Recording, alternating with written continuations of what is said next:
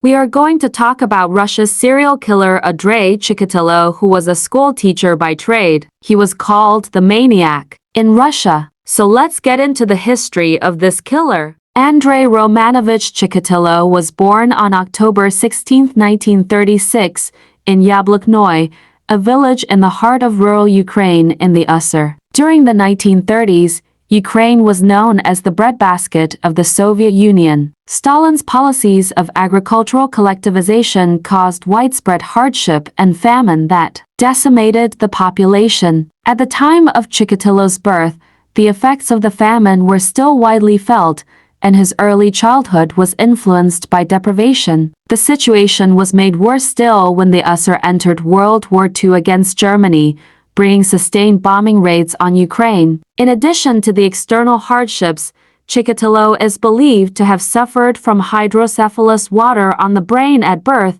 which caused him genital urinary tract problems later in life, including bedwetting into his late adolescence and, later, the inability to sustain an erection, although his home life was disrupted by his father's conscription into the war against Germany, where he was captured, held prisoner, and then vilified by his countrymen for allowing himself to be captured when he finally returned home. Chikatilo suffered the consequences of his father's cowardice. Painfully shy as a result of this, his only sexual experience during adolescence occurred, aged 15, when he is reported to have overpowered a young girl, ejaculating immediately during the brief struggle, for which he received even more ridicule. This humiliation colored all future sexual experience. He failed his entrance exam to Moscow State University, and a spell of national service was followed by a move to Rodionovo-Nesvataevsky,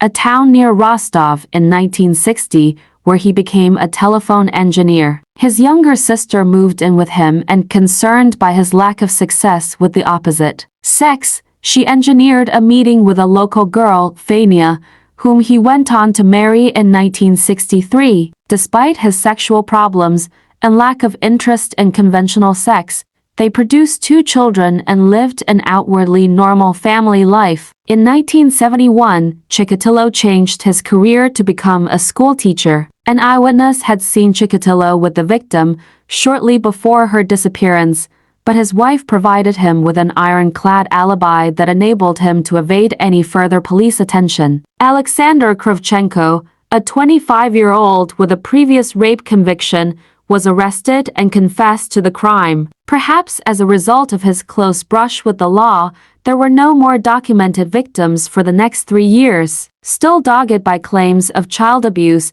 Chikatilo found it impossible to find another teaching post when he was made redundant from his mining school post in early 1981. He took a job. Larisa Kakaenko, 17, became his next victim. On September 3, 1981, Chikatilo strangled, stabbed, and gagged her with dirt and leaves to prevent her from crying out. The brutal force afforded Chikatilo his sexual release, and he began to develop a pattern of attack that saw him focusing on the runaways of both sexes. He befriended them at train stations and bus stops before luring them into nearby forest areas where he would attack them, attempt rape, and use his knife to mutilate them. In several cases, he ate the sexual organs or removed other body parts such as the tips of their nose or tongues. In the earliest cases, the common pattern was to inflict damage to the eye area, slashing across the sockets and removing the eyeballs in many cases,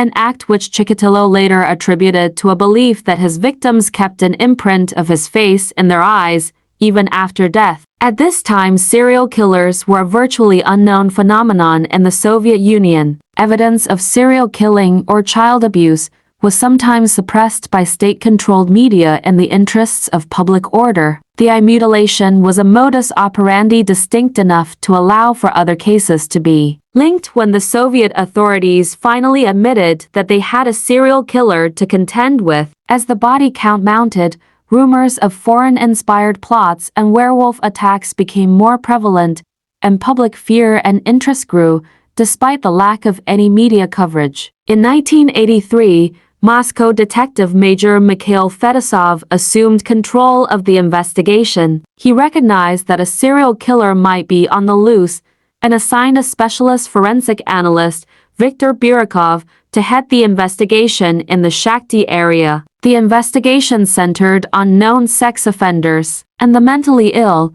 but such were the interrogation methods of the local police that regularly solicited false confessions from prisoners, leaving Burakov skeptical of the majority of these confessions. Progress was slow, especially as, at that stage, not all of the victims' bodies had been discovered, so the true body count was unknown to the police. With each body, the forensic evidence mounted, and police were convinced that the killer had the blood type AB, as evidenced by the semen samples collected from several crime scenes. Samples of identical gray hair were also retrieved. What was not realized at the time was that Chikatilo's actual blood type, type A, was different from the type found in his other bodily fluids, type AB, as he was a member of a minority group known as non-secretors, whose blood type cannot be inferred by anything other than a blood sample. As police only had a sample of semen, and not blood,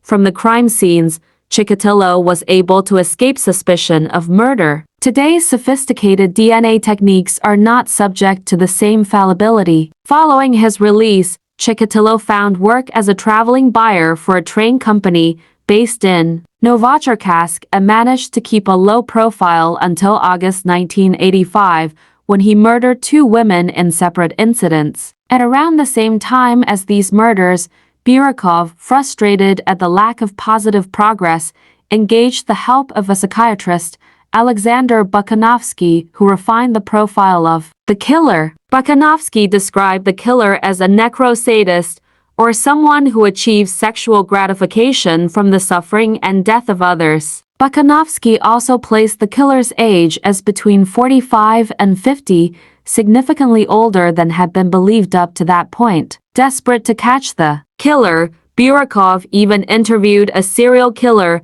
Anatoly Slivko, shortly before his execution, in an attempt to gain some insight into his elusive serial killer.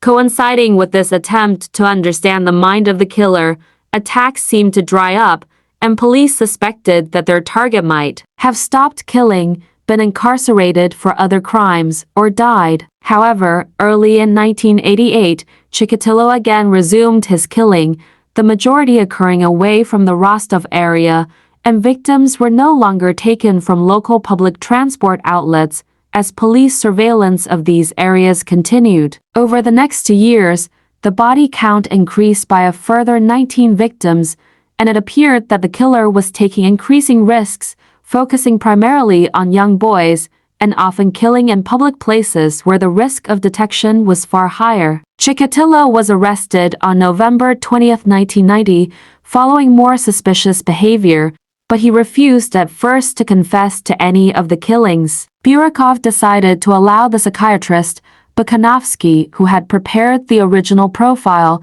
to talk to Chikatilo under the guise of trying to understand the mind of a killer from a scientific context. Chikatilo, clearly flattered by this approach, opened up to the psychiatrist, providing extensive details of all of his killings, and even leading police to the site of bodies previously undiscovered. The trial lasted until August and, surprisingly, given the judge's bias, the verdict was not announced until 2 months later on October 15, 1992, when Chikatilo was found guilty on 52 of the 53 murder charges. He was sentenced to death for each of the murders.